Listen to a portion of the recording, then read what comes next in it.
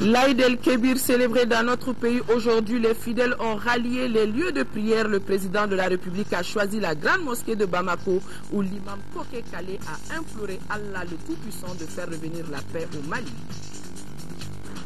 Bamako, en période de Tabaski, nos forces de sécurité ont sorti les grands moyens hier soir. 300 agents mobilisés pour veiller sur les populations et surtout sur nos moutons. L'opération a tout simplement porté fruit. Alpha Meiga était de la patrouille.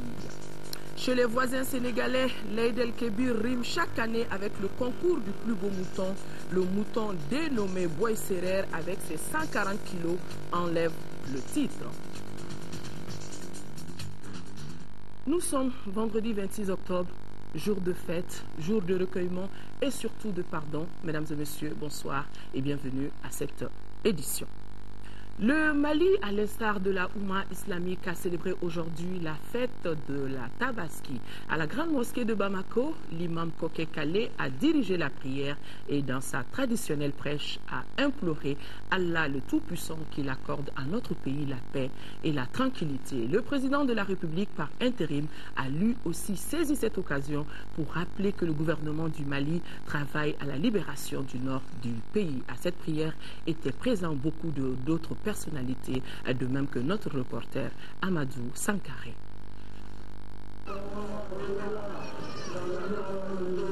La grande mosquée de Bamako ce vendredi matin, jour de fête de l'Aïd el-Kébir. Les fidèles musulmans, tôt le matin, affluent de tous les côtés pour accomplir leurs devoirs religieux. Parmi ces fidèles, le président de l'Assemblée nationale, le Premier ministre et le président de la République par intérim. À 8h50, l'imam Koké Kale dirige la prière.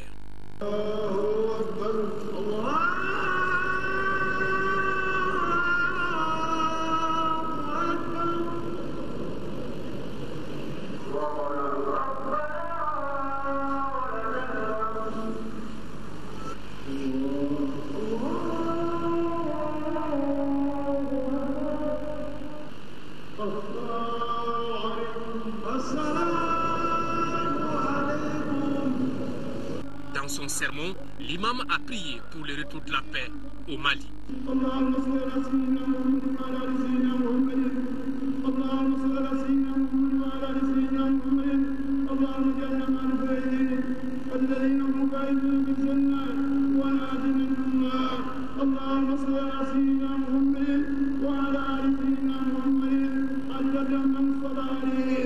En ce moment de recueillement, de pardon et d'entraide, comment ne pas penser aux populations nord de notre pays et celles déplacées? Le vœu que j'ai aujourd'hui, c'est que l'année prochaine, nous puissions fêter la Tabaski dans des circonstances bien plus heureuses. Ce que je peux dire aux Maliens et aux Maliens, c'est de s'armer toujours de plus de courage et qu'ils espèrent toujours en eux-mêmes et en Dieu. Les Maliens qui sont hors du pays et les Maliens qui vivent toujours au nord, qui sont les victimes directes de l'agression dans notre pays a été l'objet. Je leur dis, toutes nos pensées aujourd'hui vont vers eux. Et surtout qu'ils ne pensent pas que nous les oublions un seul instant. Tout ce que nous sommes en train de faire aujourd'hui, le Premier ministre, son gouvernement et moi-même, et l'ensemble des Maliennes et des Maliens, c'est vraiment de réaliser les conditions pour que la tragédie qu'ils vivent arrive à son terme. Toutes nos pensées vont vers eux. Aujourd'hui, plus que jamais, les Maliens et les Maliennes doivent se donner la main pour unifier le pays. Sur les lieux saints de l'islam, ils ont été près de 2 500 000 de fidèles à accomplir les rites du pèlerinage. Hier, eux tous ont pris d'assaut le mont Arafat et les pèlerins maliens ont prié pour le retour de la paix dans notre pays. La fête du mouton, c'est aussi une occasion pour des groupes de jeunes de se faire de l'argent en un laps de temps. Ils ont été sollicités pour dépécer les moutons de fête. Le mouton est dépécé entre 2 000 et 5 000 francs CFA. Le prix est fonction de la taille de l'animal. Cette activité lucrative a intéressé notre reporter Mohamed Jara. Immoler un mouton à la Tabaski en imitant Abraham obéit à des règles tout comme son dépéçage. Le mouton doit être dépécé sans qu'une partie de l'animal ne reste sur la peau. C'est pourquoi bon nombre de fidèles musulmans préfèrent chercher des professionnels pour faire le travail. À cette fête de l'Aïd el-Kébir, des groupes de jeunes ou individuels s'adonnent à cette activité devenue lucrative. Le mouton est dépécé selon sa taille. Cela au moins 2000 francs CFA. Aboubakar Sidibé préfère faire cavalier seul. Il est 10h30 et il est à son deuxième mouton.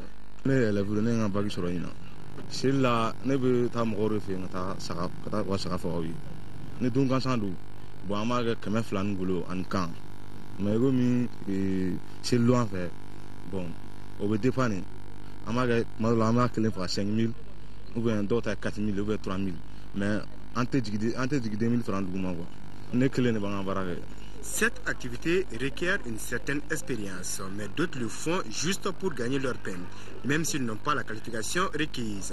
C'est le cas de ces deux jeunes. On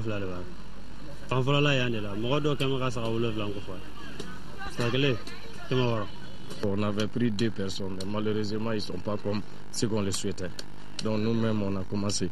On a pris à 2000 francs. D'autres préfèrent dépécer eux-mêmes leur animal sans le concours de bouchers, tout en tenant compte des préceptes de l'islam. Nous ne sommes pas nombreux et puis je ne vois pas la nécessité vraiment. Je suis avec quelqu'un qui s'y connaît très bien, voilà pourquoi je demande toujours son concours, quoi. Outre le prix du dépéçage, le boucher a droit à la peau de l'animal, comme pour dire qu'il n'y a pas de ce métier. Le mouton était donc à l'honneur ce jour de l'Aïd el-Kébir. Traditionnellement, il est demandé de partager la viande en 3 parts égales. Une pour la famille, une autre pour les voisins et amis, la dernière réservée aux demi-nus. Partout, c'était la fête autour de la viande. Gaussou Touré et Ibrahima Traoré se sont promenés dans quelques familles ici à Bamako, suivant leur reportage. Aïd el-Kabir à Bamako, la vedette du jour, le mouton. Son sang est versé pour servir de sacrifice. Au-delà, c'est toute une effervescence qui se crée autour de la viande pour faire la fête. Ça bouge partout dans les familles. Ce jour, même les hommes participent à la préparation des repas. Cette viande-là, on mange à la maison. On mange cette viande. Bon, souvent, les personnes qui n'ont pas assez de moyens, on leur donne quelque part. Sinon on ne vend jamais ces gens-là. Toute la journée, les femmes préparent religieusement différentes recettes particulières qui accompagnent le mouton. Comme il est de coutume, une grosse marmite remplie de viande est réservée pour le plat du jour. Il sert de déjeuner qui réunit toute la famille autour de la même tasse. La viande, on peut la griller, la frire ou préparer la sauce avec. C'est pour que chacun y trouve son goût. C'est vraiment la communion totale entre tout le monde autour de la viande de Tabaski. Je suis en train de griller la viande. C'est pour le petit déjeuner, comme on n'a pas encore mangé. On fait de la sauce aussi, parce que c'est la fête. Quand c'est la fête, il faut manger beaucoup de viande. Bon, il faut préparer aussi beaucoup pour des autres aussi. Dans toutes les familles, une tradition semble être bien respectée. La viande du mouton est partagée en 3 parts égales. Une partie est restée dans la famille. Bon, la seconde partie, c'est pour les amis, les beaux-parents. Et la troisième partie, c'est pour les gens qui n'ont rien, les pauvres. C'est le sang qu'on verse qui est important, qui est fait pour le bon Dieu. Le reste, c'est comme les autres viandes. Hein. Normalement, une grande partie doit être distribuée aux pauvres. La fête du mouton est un bon moment pour le chef de famille d'offrir aussi un gigot à sa belle famille. Une façon pour lui de se rapprocher davantage des parents de sa femme. Tabaski à Bamako, l'on se régale véritablement à tous les niveaux. Nous supposons que la règle n'a pas été respectée dans beaucoup de familles, à savoir le partage de cette viande. Les Maliens, on le disait tantôt, ont fêté la Tabaski. De nombreuses familles ont immolé des moutons dont les viandes sont sacrifiées et consommées en famille. Mais quelle utilisation pour la peau, la tête et les pattes de ces animaux immolés? Pour répondre à cette question, Tchemogo Sagara et son équipe, ils ont fait le tour dans certaines familles ici à Bamako. Leur reportage. L'immolation du mouton constitue l'un des piliers de la fête de Tabaski. Si une partie de la viande des animaux immolés est consommée en famille, l'autre partie sera distribuée à d'autres personnes en guise de sacrifice. Pendant ce temps, l'utilisation des pattes, de la tête et de la peau est mitigée. Nous avons comme habitude de griller la tête et d'arranger, c'est le travail des femmes. Maintenant, le lendemain, peut-être demain matin ou bien 2 jours après, avec la famille, nous en faisons un bon petit déjeuner. Les pots, nous arrangeons. Nous avons des gens spécialement qui font ce travail avec les fruits comment on appelle cet arbre-là, le tanin. Et on arrange bien ça. Et moi, j'utilise ça, le chef de famille, j'utilise ça pour la prière. Ces têtes-là et les pattes-là, ils servent pour le petit déjeuner, le lendemain de la fête, quoi. On sent vraiment la fête en mangeant ça le lendemain comme petit déjeuner.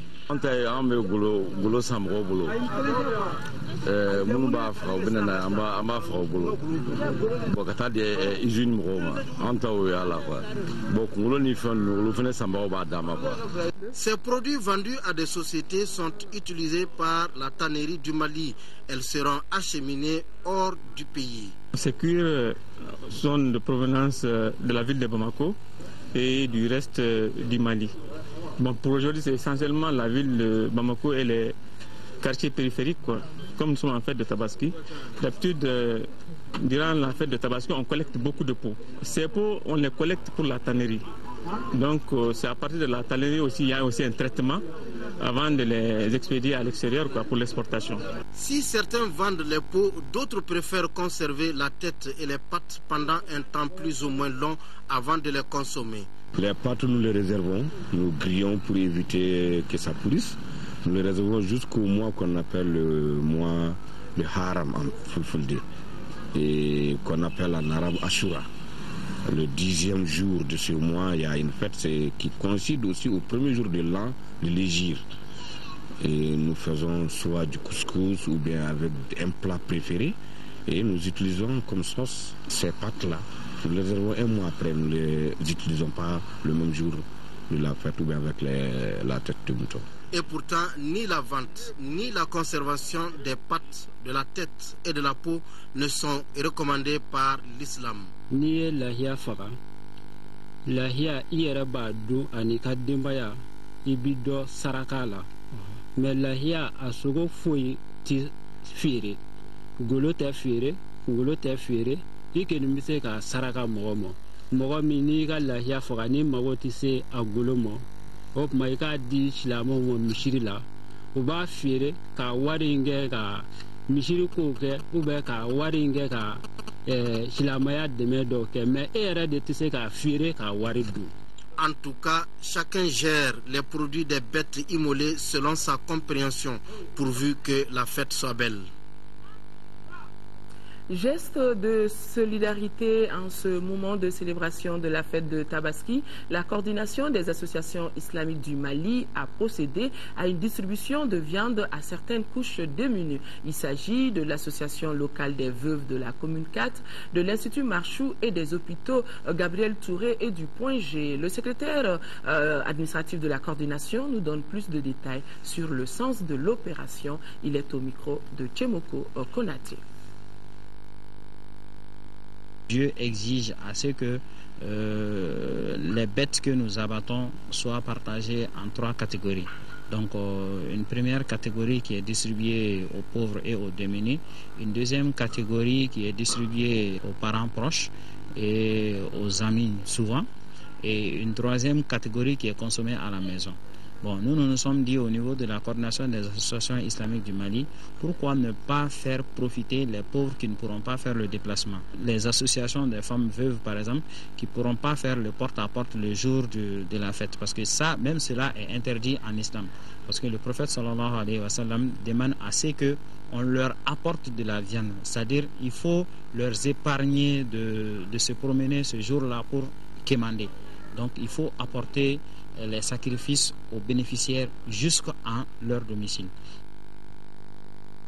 L'Aïd el-Kébir, au-delà du mouton, il y a cet autre rituel, c'est-à-dire les salam alek. Et cette année, notre reporter Alpha Meiga s'est intéressé aux enfants. Ils ont tenu à exprimer leurs vœux de bonne et heureuse santé à tous. Une crise d'ailleurs qui se sent sur leur visage et le comportement vestimentaire des enfants déplacés du Nord.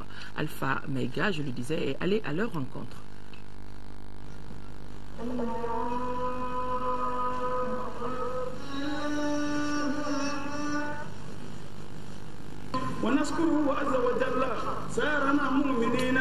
La prière de Tabaski à Garantibougou en commune 5 du district de Bamako.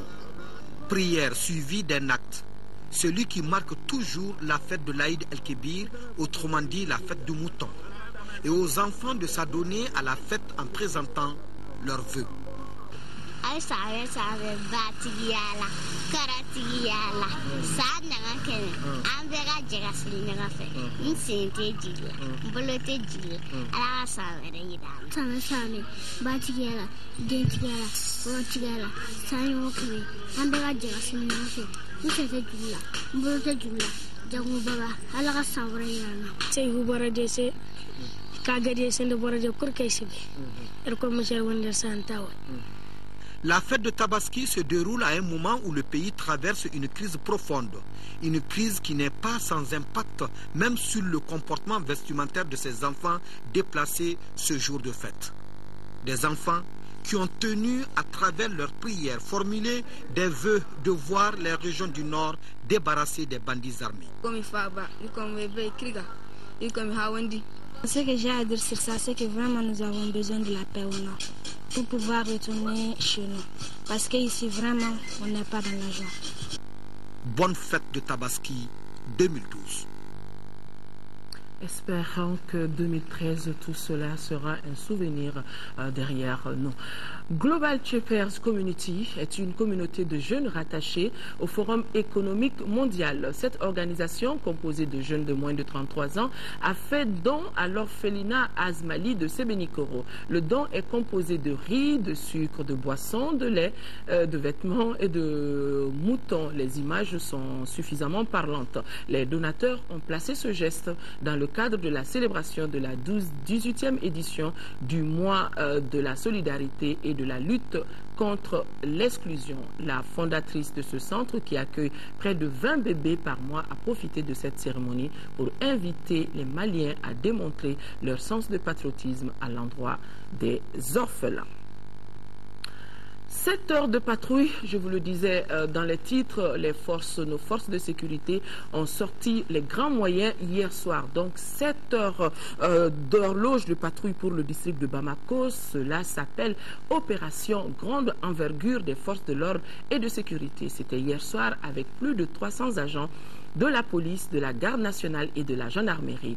Objectif, sécuriser les personnes et surtout, je disais bien, nos moutons en cette veille de Tabaski. Une opération bien appréciée par les hommes et femmes de nuit malgré la veille de fête. Notre reporter Alpha Meiga a tenu à être de cette patrouille.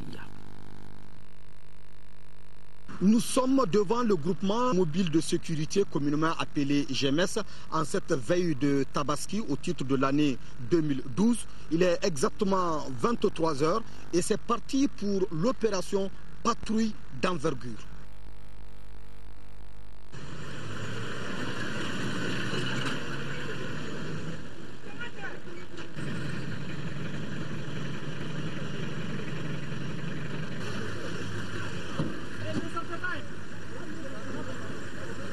La patrouille de ce soir est une patrouille spéciale.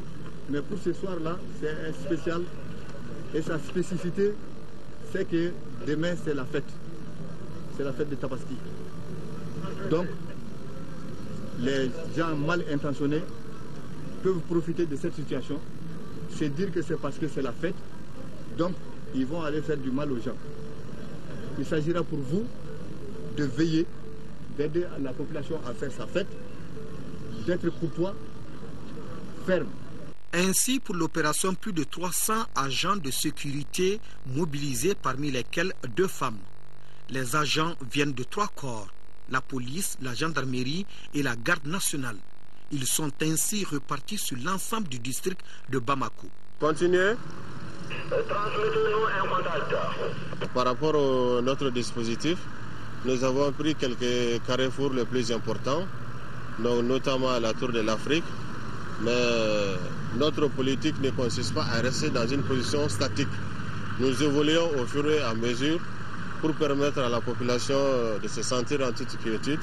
Après avoir reçu l'ordre de la hiérarchie, les éléments des forces de sécurité ont tenu à exécuter les consignes sans hésitation ni murmure. Monsieur, bonsoir. C'est pour vous la valise? Qu'est-ce que vous avez dans la valise là? Voilà. Alors, vous voyez, il y a des couches, il y a des gâteaux, qu'est-ce que j'ai là? Des caleçons pour mon fils. En se mettant à la disposition de la patrouille, les usagers des artères de la capitale se sont tout de même réjouis de l'opération.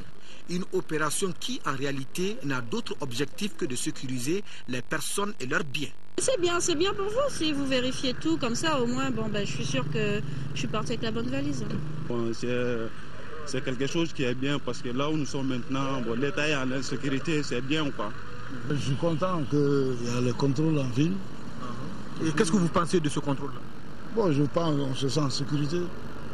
L'opération a duré 7 heures d'horloge, de 23h à 6h du matin. En termes de bilan, 70 personnes ont été interpellées, 53 engins saisis. Par ailleurs, au moment où les Bamakois en grand nombre tournent au marché pour les derniers réglages de la fête, d'autres parmi lesquels des enfants sans abri étaient étalés ici, au bord de la route, pour dormir en attendant de s'atteler le lendemain à la recherche de leur part de viande de mouton. En tout cas, il est ressorti que nos moutons ont été sécurisés et que ce matin, ils ont pu être mangés sans problème. Poursuite de la visite du ministre de la Communication. Le ministre de la Communication était hier à Koulikoro où il a visité 4 radios privées, l'antenne AMAP et la station régionale de l'ORTM. Une occasion pour le ministre Bruno Maïga de s'entretenir avec les hommes de médias sur les préoccupations du gouvernement de transition. Il a été essentiellement question du rôle que doivent jouer les journalistes dans le réarmement moral des populations en temps de crise. Koulikoro, nous retrouvons le point de Seydou Traoré. À Koulikoro, le ministre de la Communication est venu constater de visu les conditions de travail des hommes de médias, puis s'entretenir avec eux sur la gestion de l'information en temps de crise. Les 4 radios privées de Koulikoro, l'antenne AMAP et la station régionale ORTM ont reçu la visite du ministre. À ces différentes étapes, le ministre Bruno Maïga a cherché à comprendre la gestion des organes de presse, le contenu des grilles de programmes et les difficultés qui rencontrent ces médias. Le ministre a été très clair et il a été compris par nous tous. Et chacun de nous doivent s'efforcer à dire du vrai pour une bonne information, pour une information saine de la population. Nous avons été édifiés et nous avons su la position du gouvernement par rapport à l'information de la crise. Et je suis sûr que chacun de nous pourra tirer son épingle de jeu à partir d'aujourd'hui. À la rencontre groupée avec l'ensemble des hommes de médias, le ministre de la Communication s'est beaucoup apaisanti sur le professionnalisme, l'amour et le patriotisme pour le travail bien fait en période de crise. Bruno Maïga n'est pas allé avec le dos de la cuillère concernant le délit de la presse tout en réaffirmant l'accompagnement de son département. Le journaliste, l'animateur ne doit pas dire n'importe quoi. Surtout que nous sommes à des moments critiques. Il a demandé à ce que nous agissons pour pouvoir réarmer moralement les populations du pays. Les préoccupations des hommes de médias relatives à la situation de la subvention de la presse, la réglementation des fréquences et les questions de formation ont été au centre des échanges. Pour la satisfaction de ces préoccupations des confrères, des formations seront organisées les jours à venir sur la gestion de l'information en temps de crise. L'actualité hors de nos frontières, l'ouragan Sandy, toujours dans une avancée dévastatrice. L'ouragan est visible dans les Caraïbes où il a fait des morts, des centaines de déplacés. Le spectacle est tout simplement désolant. 28 morts dans la zone Caraïbe, dont 11 pour Cuba. Coupure d'électricité, arbres abattus, téléphones coupés, toitures envolées, des centaines de maisons détruites. Cuba découvrait vendredi l'ampleur des dégâts causés par le passage de l'ouragan Sandy par les journalistes de la télévision cubaine. Les provinces les plus touchées par les inondations sont Santiago de Cuba et Holguín. La ville de Santiago de Cuba a été la première affectée par l'ouragan qui a traversé le sud-est de l'île. 9 personnes ont été tuées par l'écroulement de leur maison, 2 autres personnes sont mortes à Guantanamo. Les zones côtières ont subi des assauts des vagues. De nombreuses personnes ont cherché refuge dans des bâtisses durs, en béton, chez la famille ou chez des voisins. Haïti compte 16 victimes selon un bilan provisoire. 10 000 Haïtiens ont été déplacés, plusieurs régions inondées, routes coupées, ponts effondrés, des dégâts très importants dans l'agriculture. La République dominicaine, elle aussi, n'a pas été épargnée par le passage de l'ouragan Sandy. En Jamaïque, une personne est morte à Kingston suite à l'effondrement d'un pylône sur son habitation. La partie orientale de l'île et certains endroits de la partie méridionale ont été durement touchés. Nous effectuons actuellement une évaluation des dommages pour identifier les besoins immédiats après le passage de l'ouragan Sandy. Attendus sur les Bahamas, placés en état d'alerte, les habitants s'organisent et font des provisions de nourriture, d'eau et de carburant. Sandy devrait s'affaiblir après son passage sur les Bahamas en se rapprochant de la Floride et atteindre dans 5 jours la côte nord-est des États-Unis. À présent, le résumé de l'actualité sous forme d'images sur le continent avec ce nouveau drame de l'immigration au large des côtes espagnoles.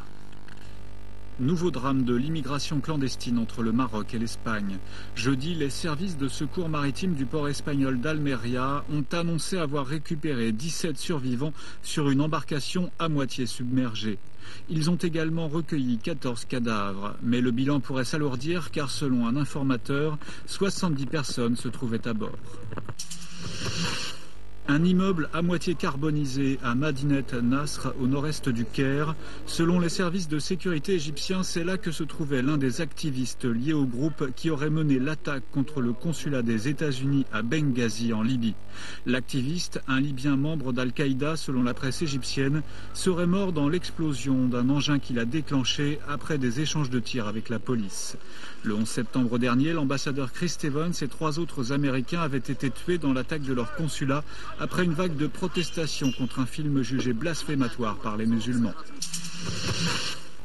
Au cours d'une conférence de presse à Nairobi, la procureure de la Cour pénale internationale, Fatou Bensouda, s'est plainte de la mauvaise coopération des autorités kenyanes dans l'enquête en cours sur les violences post-électorales de 2007-2008. Selon elle, le gouvernement tarde à répondre à ces requêtes et des pressions sont exercées sur les témoins. Ceux qui essaient de corrompre la justice en instillant la peur ou en payant des témoins pour qu'ils ne parlent pas sont des criminels. Nous n'hésiterons pas à enquêter sur eux et à les poursuivre. Après les élections de fin 2007, des violences interethniques avaient éclaté, faisant plus de 1000 morts et 600 000 déplacés. 4 Kenyans ont été inculpés par la CPI pour crimes contre l'humanité.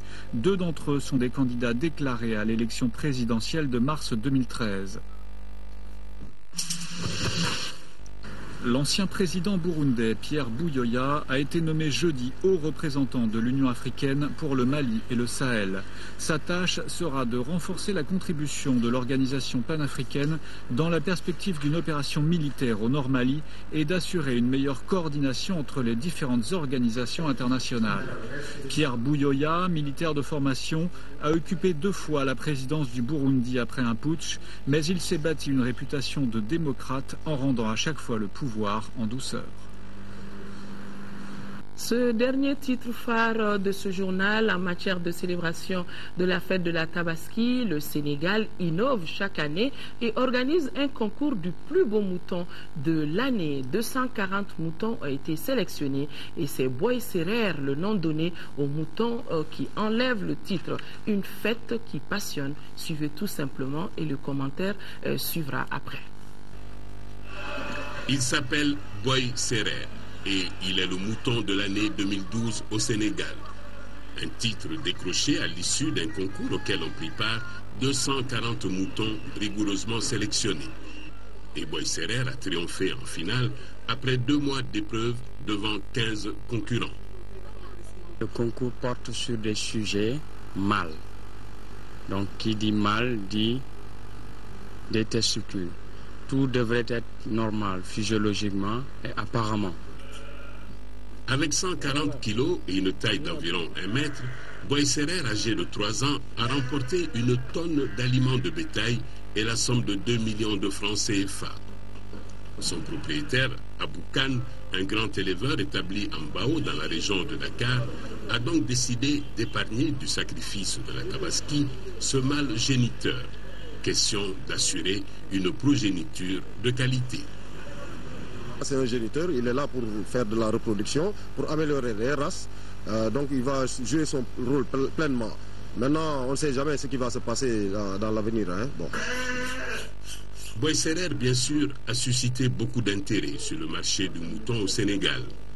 Un homme d'affaires soucieux de séduire à nouveau son épouse a proposé en vain 10 millions de francs CFA pour avoir dans ses bols de cuisine quelques parties du plus beau mouton du Sénégal. Et oui, qu'est-ce qu'on ne ferait pas pour une épouse, surtout en ce jour de célébration de la fête du mouton. Encore une fois, bonne fête de Tabaski à tous ceux qui nous regardent depuis Jeddah, Riyad, Washington, New York, ici en Afrique, Nouakchott, Niamey, Accra, Libreville et partout dans le monde. Demain 13h, vous serez en compagnie de Ndeye Sissoko. 20h, Aïssata Ibrahim Maïga prendra le relais. D'ici là, nos pensées vont à nos compatriotes des régions occupées de Kidal, de Tombouctou, de Gao vivant sous occupation. Soyons de cœur, mais surtout d'action avec eux jusqu'à la libération totale du territoire. On ne va pas les oublier. Excellente suite de programmes sur l'ORTM.